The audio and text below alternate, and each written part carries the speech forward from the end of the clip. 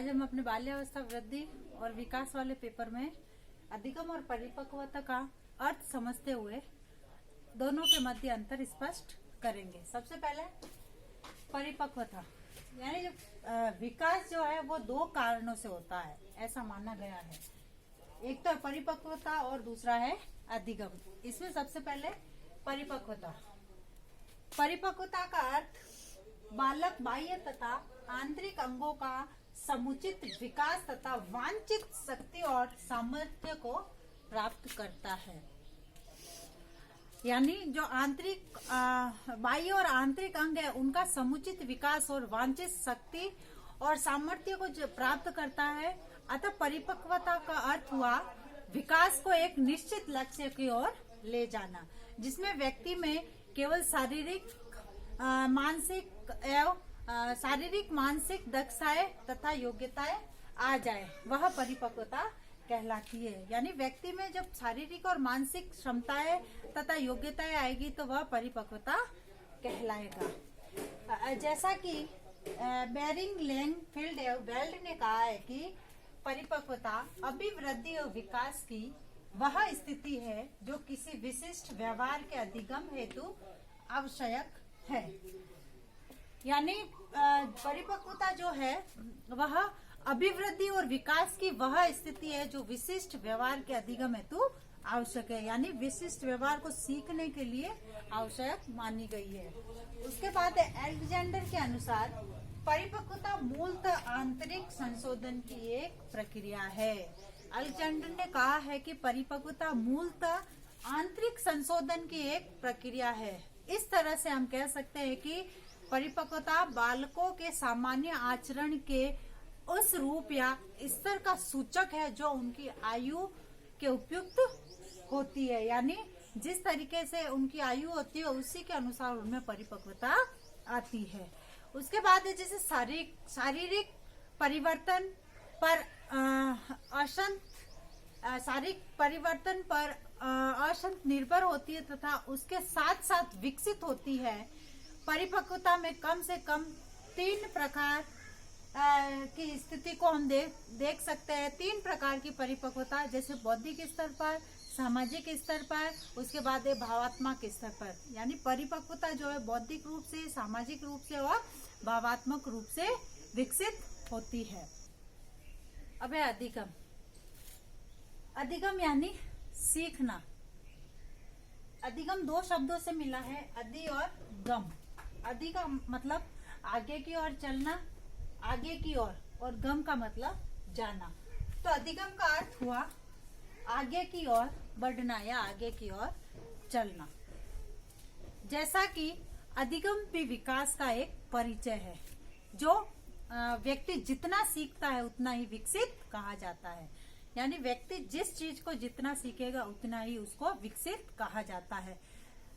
जैसे जैसे आयु बढ़ती है बालक अनुभवों के साथ अपने व्यवहार में भी परिवर्तन एवं परिमार्जन करता है। वस्तुतः इसे ही सीखना कहते हैं। यानी आयु के साथ साथ बालक अपने व्यवहार में परिवर्तन तो करता ही है, उसके साथ परिमार्जन भी, यानी कुछ बातों को अर्जन भी करते हुए चलता है। तो इसे ही हम सीखना कहते हैं। तो अधिगम का अर्थ हुआ सीखना अथवा व्यवहार में परिवर्तन करना। यह परिवर्तन अनुभव के द्वारा होता है। प्रत्येक व्यक्ति अपने जीवन में नए नए अनुभव एकत्रित करता है। यह नवीन अनुभव व्यक्ति के व्यवहार में संशोधन करती है, परिवर्तन करती है, और संशोधन करने के बाद इन अनुभवों का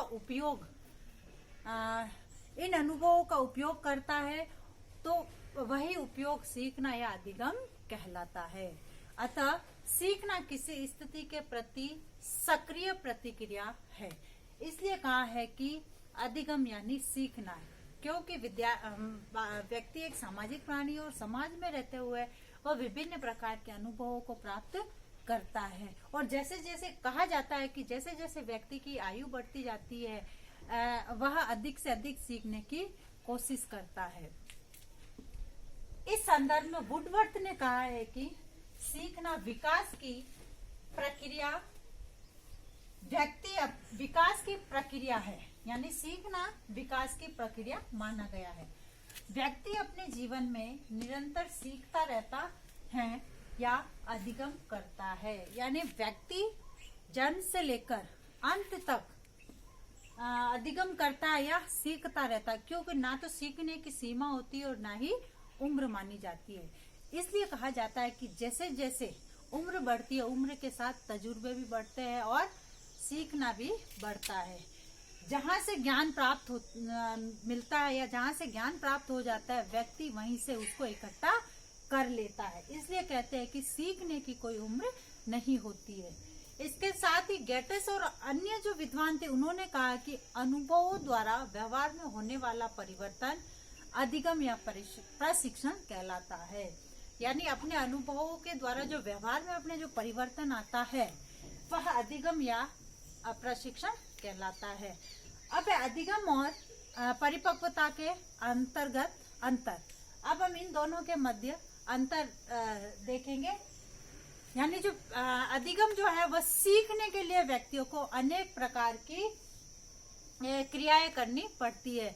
यानी अधिगम को करने के लिए, सीखने के लिए व्यक्ति को अनेक प्रकार की क्रियाओं को करना पड़ता है। उसके बाद है परिपक्वता में, परिपक्वता के कारण व्यवहार में परिवर्तन प्राकृतिक या स्वाभाविक रूप से होते हैं। यानी परिपक्वता के आधार पर जब व्यक्ति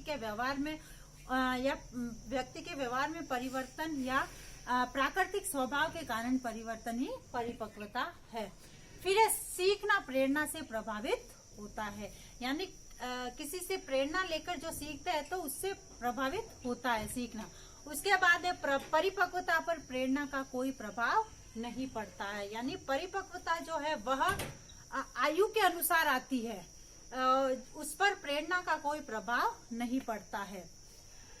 फिर उसके बाद अधिगम जो है वह सीखने के लिए अभ्यास आवश्यक है, यानी अधिगम को सीखने के लिए बार बार, किसी भी चीज को सीखने के लिए, कार्य करने के लिए बार बार उसके लिए अभ्यास की आवश्यकता होती है।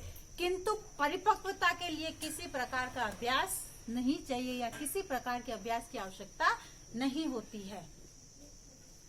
अब जो सीखना जो है वह केवल अनुकूल परिस्थितियों में होता है, यानी सीखने के लिए अनुकूल परिस्थितियां होनी चाहिए, जबकि परिपक्वता जो है वो अनुकूल और प्रतिकूल दोनों परिस्थितियों में निरंतर चलती रहती है। उसके बाद व्यक्ति समाज में जीवन पर्यंत सीखता है, यानी मैंने कहा कि व्यक्ति सामाजिक प्राणी है, इसलिए समाज में रहकर वो जन्म से मृत्यु तक सीखता रहता है, इसलिए जीवन पर्यंत तक सीखता रहता है। जबकि परिपक्वता की जो प्रक्रिया है वह लगभग 25 वर्ष की अवस्था तक पूर्ण हो जाती है, यानी 25 वर्ष की अवस्था तक व्यक्ति शारीरिक रूप से, मानसिक रूप से, बौद्धिक रूप से या फिर संवेगात्मक रूप से कहा जाए तो पूर्ण रूप से परिपक्व माना जाता है या माना गया है। फिर सीखने की प्रक्रिया परिपक्वता पर आधारित होती है, यानी जैसे जैसे व्यक्ति परिपक्व होता जाता है वैसे वह सीखता जाता है अपने अनुभवों के आधार पर, और परिपक्वता जो है वह सीखने पर आधारित नहीं है, परिपक्वता सीखने पर आधारित नहीं मानी गई है। इस तरीके से कहा गया है कि परिपक्वता और अधिगम दोनों एक दूसरे के पूरक माने गए हैं। अलग अलग होते हुए भी ये दोनों एक साथ साथ चलते हैं, क्योंकि व्यक्ति जैसे जैसे आयु बढ़ती है अधिगम करता है, सीखता रहता है, और परिपक्व होता है वैसे वह अधिगम करता रहता है। अब एक विशेष बात, जैसे कि हम सभी जानते हैं कि कोरोना महामारी चल रही है और उसके चलते हुए हमें कुछ उपाय करने आवश्यक है, जैसे कि घर से निकलते समय और आते समय पूरे टाइम मुंह पर मास्क रखें और सोशल डिस्टेंस का ध्यान रखें। जैसे किसी भी व्यक्ति से बातचीत करते समय 6 फीट की दूरी अवश्य रूप से रखें, और जैसे कि दरवाजे है, कुंडी है, इन पर अगर कहीं पे भी किसी स्थान पर बार बार हाथ लगते हैं तो हाथों को सैनिटाइज करें तथा साबुन से बार बार हाथ धोए। इस तरीके से हम छोटे छोटे उपाय करके कोरोना जैसी महामारी से लड़ सकते हैं। धन्यवाद।